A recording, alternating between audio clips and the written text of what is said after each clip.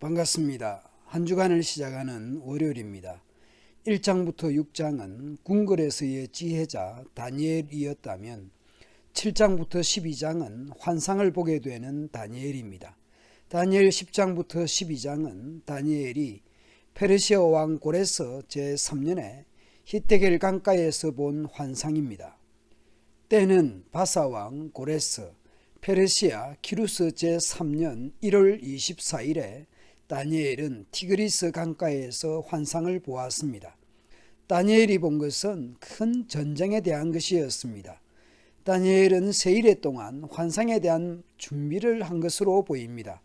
그때에 나 다니엘이 세일에 동안을 슬퍼하며 세일에가 차기까지 좋은 떡을 먹지 아니하며 고기와 포도주를 입에 대지 아니하며 또 기름을 바르지 아니하니라. 일상에서의 즐겁고 신나는 것들을 거부하고 3주간 금식한 것으로 보입니다. 1월 24일 전후한 3주간 금식이면 1월 14일은 6월절이고 15일부터 한 주간 무교절 절기를 감안하면 다니엘은 약 900여 년 전 출애굽 사건을 기억하며 무교병을 먹으며 기념해야 할 것 같습니다. 그런데 이제 세월이 흘러 유다는 망해버렸습니다. 포로로 끌려와 흩어진 공동체를 생각하며 금식한 것은 아닐까 생각해 봅니다.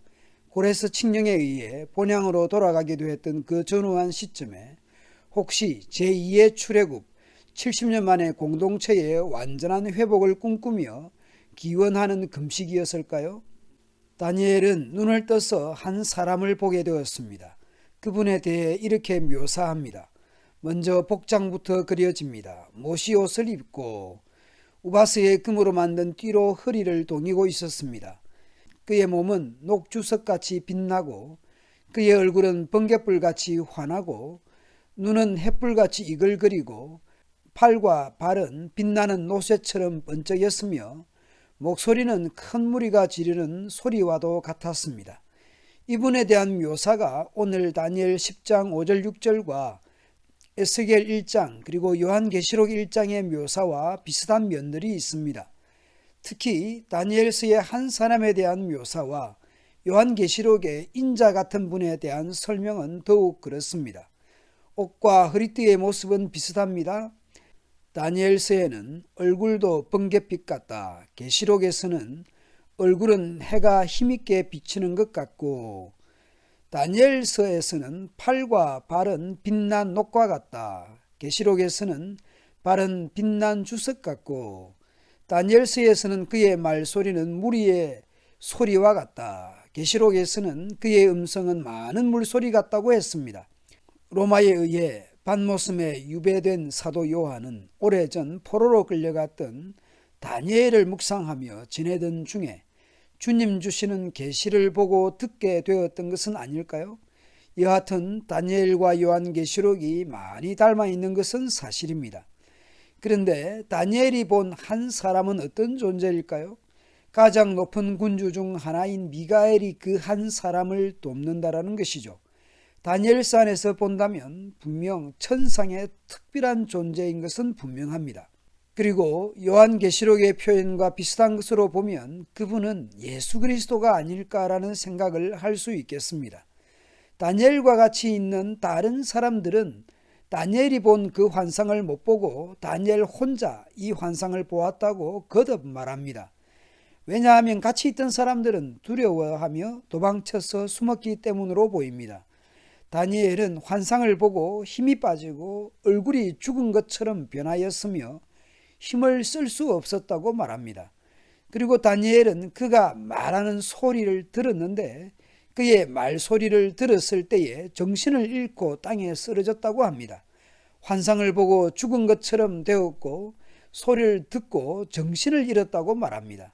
보고 듣는 것 때문에 죽거나 정신을 잃은 것처럼 되었습니다. 신적 현현 앞에 죽은 것처럼 되고 정신을 잃어버린 것입니다. 간혹 사람들 중에 하나님을 만났다, 뭘 보았다 하면서 자랑 내지 간증하는 경우들을 봅니다. 그러나 구약의 그 어떤 위대한 인물도 하나님의 현현 앞에 두려워하거나 얼굴을 가리거나 하지 않은 사람들이 거의 없었습니다. 이사야 선지자도 하나님의 영광에 압도되어 그렇게 고백하지 않습니까? 화로다 나여 망하게 되었도다. 나는 입술이 부정한 사람이요 나는 입술이 부정한 백성 중에 거주하면서 만군의 여호와이신 왕을 배웠음이로다. 에스겔 선지서를 보면 구약의 3대 의인으로 노아, 다니엘, 욥 세 사람을 꼽습니다. 그만큼 의로운 다니엘이지만 환상을 보고는 힘이 빠졌고 목소리를 듣고는 정신을 잃었다고 했습니다. 우리가 하나님의 영광을 사모해야 하지만 한편으로는 두려운 일입니다. 그런 환상으로 포로된 땅에서 더욱 하나님을 의지하고 하나님의 약속을 붙들고 살았던 다니엘입니다. 오늘 우리는 하나님의 일하심에 대해 다니엘보다 더 풍성하게 성경을 통해 알 수 있습니다. 하나님의 큰일 행하심, 하나님의 어떠하심에 대해 더 풍성한 기록들을 가지고 있습니다. 우리 각자의 손에 들려 있습니다. 얼마나 감사한 일이며 기적들입니까? 오늘 우리가 이 세상에 포로된 것처럼 살아가지만 이 세상 속에 함몰되지 않고 신구약의 하나님 말씀을 붙들고 살아내도록 합시다. 감사합니다.